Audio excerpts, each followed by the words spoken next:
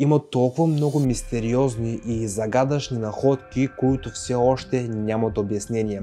Аз съм Айхан Инфая, приятели, и днес в това видео ще споделя с вас за неща, които едва ли сте ги знали преди това, и също така ще научите много нови неща, които съм сигурен, че много ще ви допаднат. И преди да започнем видеоклипа, искам да споделя с вас за моята Viber група. Тук споделям много ценна и много интересна информация, която съм сигурен, че никъде другаде я няма. Също така, вие научавате първи за моите YouTube видеа. Линк към групата ще поставя долу в коментарите. Ако накрая на видеоклипът ви е харесал, допаднал ви е, предполагам, че знаете какво трябва да направите. И нека да стръгнем тук и да започнем видеоклипа. Приятно гледане, приятели!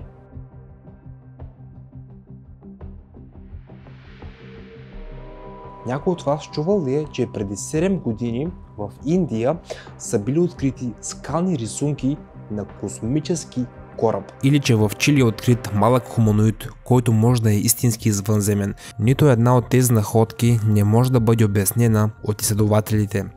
Но може би вие бихте успели. С вас е Айхан Инфая и в това видео ще споделя с вас за извънземни находки, от които ще настръхнете.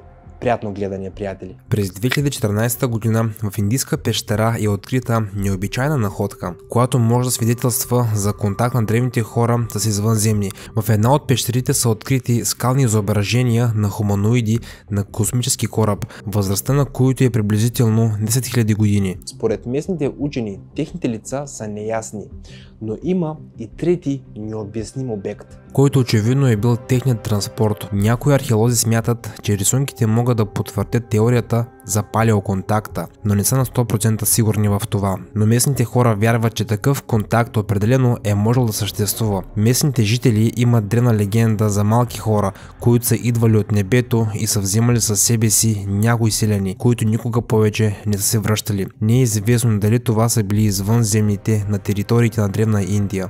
Но находката определено е интересна. Надяваме се в близко бъдеще да разгадаем тази загадка. Япония е много интересна страна, известна със своите технологии и тайни.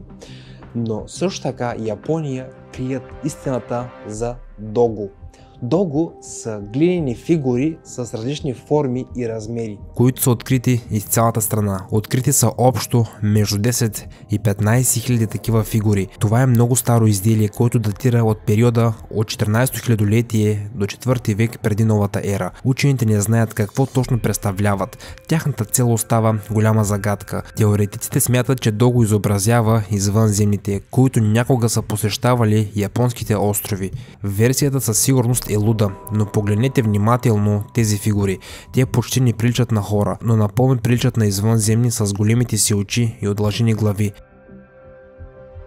Извънземен кораб. През 2018 година ловецът на съкровища Даръл Миклош се е натъкнал на дъното на Атлантическият океан на необичайна находка, в която той е забелязал извънземен кораб. Използвайки карта от астронавтите на НАСА, както и съвременните технологии, той е потънал на дъното в района на Бермудския триъгълник. Лично според мен това е отлично място за търсене на нещо свръхестествено или извънземно. Недалеч от скалите, които са обраснали с корали, той е забелязал много странен и мистериозен обект, който също е бил покрит с корали, и от него са стърчали 15 образования, всяка с размерите на оръдие на военен кораб. Размерът на обекта е надвишавал 2 футболни стадиона и възрастта му е можела да достигне до 5000 години. Според него не можем да изключим и версията за извънземна находка. Възможно ли е той да се натъкнал на истинска извънземна находка? Мисля, че тази опция не може да бъде изключена. Възможно ли е Миклош да е успял да се натъкне на истинска извънземна находка?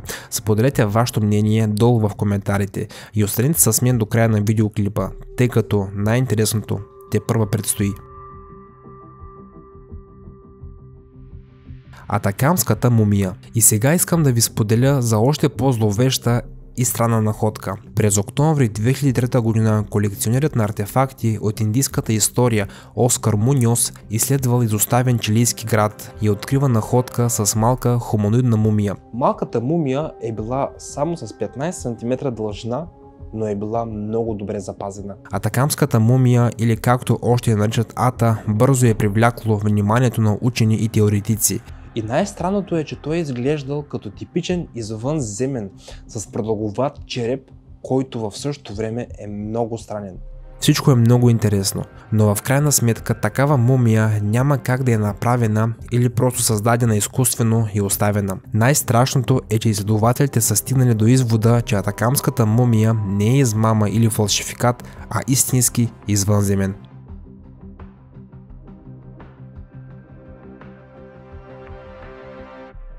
Сферата на Бец. През март 1974 година на територията на фермата на семейство Бец е избухнал силен пожар. На мястото на изгорялата горска площ семейство Бец са открили странна сфера. Сребърна топка с диаметър от 20 см и тегло около 10 кг. За разлика от всичко наоколо, сферата се е оказала доста запазена. Но 2 седмици след като те са я взели, тя някак си е оживяла. Когато един от членовете на семейството е започнал да свири на китара, тежката сфера е започнала да вибрира и също така са издавали пулсиращи звуци в ритъма на отделните ноти. По-късно те са разбрали, че сферата има свойствата на бумеранг. Ако бъде избутана върху гладка и равна повърхност, в резултат на това тя определено ще се върне към началната си точка. Те също така са били много изненадани от това, че сферата сякаш е чувствала времето. Тя винаги е избирала слънчевата страна. Учените не са могли да разберат какво точно е попаднало в ръцете на Бец и сега ще бъде изключително трудно да се разбере. Местоположението на артефакта е неизвестно, но теоретиците са сигурни, че няма нужда да се разбира нищо, понеже всичко е ясно. Според тях тази сфера е извънземна сонда, защото нейното поведение не може да се нарече съответстващо на земните закони на физиката. Залцбургският паралелепипед. През 1885 година една от австрийските фабрики случайно е открила странен паралелепипед. Той е представлявал овален камък с тегло около килограм. Най-интересен детайл е било малка вдлъбнатина в обекта, която е привлякла вниманието на учените. Те са предположили, че паралелепипеда, който по-късно са кръстили Залцбургски, може да бъде приет като враждебен. Много учени и скептици са твърдили, че паралелепипедът няма как да има нещо общо с метеоритите, тъй като на неговата повърхност е нямало никаква следа от тях. Именно по тази причина учените смятат, че паралелепипеда е на 20 милиона години и че той представлява нещо извънземно. Това може да се посочи от факта, че обектът се състои от желязо и въглерод в пропорциите, типични за доменния чугун. Така нареченото Залцбургският паралелепипед може да има изкуствен произход на възраст на 20 милиона години. Изкуствен произход и маркирана версия на метеорити. Лично според мен всичко това може да показва, че находката може да е извънземна. Геоглифите на Наска. Ако един ден отидете в Перу на платото Наска, може да намерите огромен брой големи геоглифи на гигантски земни модели. Геоглифите на Наска датират от преди 12 век след новата ера. Просто е невъзможно да се оцени целият им мащаб на Земята. От птичи поглед фигурите се виждат много добре. Най-вече се интересуваме от рисунката на човек в нещо наподобяващо кръгъл шлем. Учените все още не знаят какво означава този геоглиф, но едно е сигурно, че този геоглиф се е появил на това място преди хиляди години. Според версията на много теоретици, древните местни жители са заснели извънземни в скафандър на платото Наска, които някога са посещавали Земята, но това не е всичко. Огромният мащаб на изображението също е много странен избор на предмети и именно те са дали на учените да повярват, че геоглифите са служили като ориентир или лента за кацане на извънземните, също и летателни апарати. Така много теоретици на конспирацията и теоретиците са склонни да смятат същото. Перуанските черепи. Има още много интересни находки в Перу.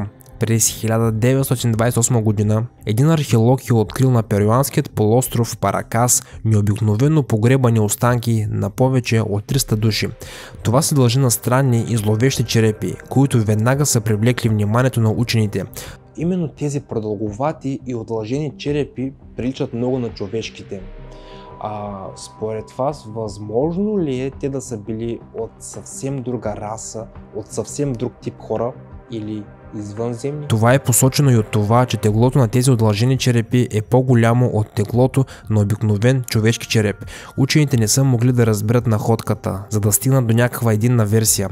Според първата версия, хората, на които са принадлежали черепите, не са били коренни жители на региона и са били хибриди от различни видове хора. Според втората версия, черепите са принадлежали на местното население на Южна Америка.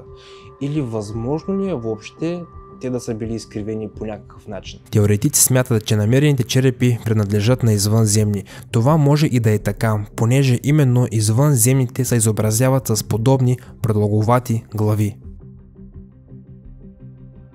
Приятели, с всяка изминала година се откриват все повече находки, все повече мистериозни находки и с всяка изминала година разбираме, че има много неразгадани мистерии и загадки. И това продължава да се увеличава все повече и повече. Ние сме временно на този свят. Някои от тези находки ще бъдат разгадани в бъдеще, а някои не. Едно е сигурно. Вашите коментари по този видеоклип ще останат завинаги.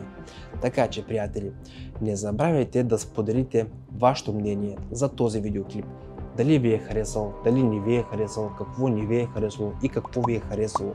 Споделете вашето мнение. Това е много важно както за мен, така и за моят канал. Предполагам, че знаете, отговарям на всеки един коментар. Също и вашият лайк на този видеоклип е вечен. Благодаря ви за отделеното време, благодаря ви за подкрепата, приятели. И не забравяйте, че линк за моята Viber група ще поставя долу в коментарите. И преди да си кажем чао, приятели, искам да споделя за тези два видеоклипа. Много са интересни, натискайте и се наслаждавайте. Очаквайте съвсем скоро много нови и интересни видеа от мен, приятели. Чао и до скоро!